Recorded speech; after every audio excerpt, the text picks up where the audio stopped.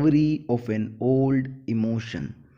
तीसरा दिन, तीसरी कविता, क्रश का करंट अफेयर।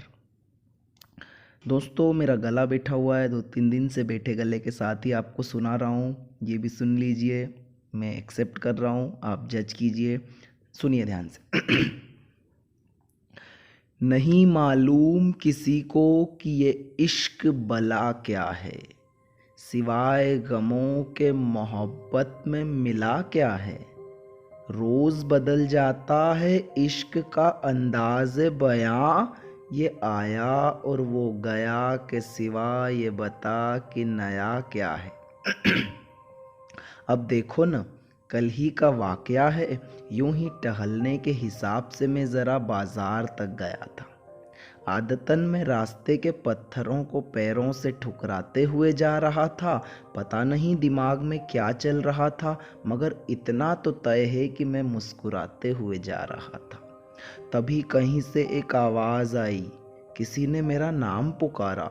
सड़की पत्थरों से मेरा ध्यान भटका, गर्दन जरा सी ऊपर उठाई, शर्मा जी की पान की दुकान की तरफ से नज़रें घुमाई जिधर से वो आवाज़ आई थी। नज़रें घुमाने भर की देर थी, नज़रें घुमाने भर की देर थी और घूम गई मेरी कायनात उस एक पल में। महीनों गिनती लग गए थे जहाँ से निकलने में। अगले ही पल में मैंने अपने आप को फंसा पाया, मैंने फिर से उसी दलदल में। एक तूफान की आशंका थी जो लगता था धीरे धीरे आएगा, आने से पहले बिगुल बजाएगा, भागने का समय देगा, दम लेने का दम देगा। पर वो एकदम से आया, धक्का लगा दिलो दिमाग को, आंखों के आगे अंधेरा छाया। मीठा पान खाओगे भैया, आवाज आई।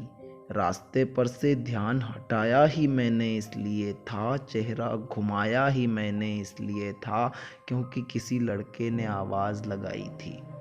बस उस पान ठुसे मुंह से निकली आवाज़ ने जैसे ही मेरे कान के पर्दे को बजाया, दिमाग ने गर्दन उठाने का, नज़रें घुमाने का ऑर्डर फरमाया। घूम गई मेरी कायनात, याद आई पल में एक एक बात। तो कुछ ऐसा था वाक़यात कि उस आवाज़ का जो मालिक था वो था वही जिसने तोड़ा मेरा पैर, मेरी क्रश का करंट अफेयर।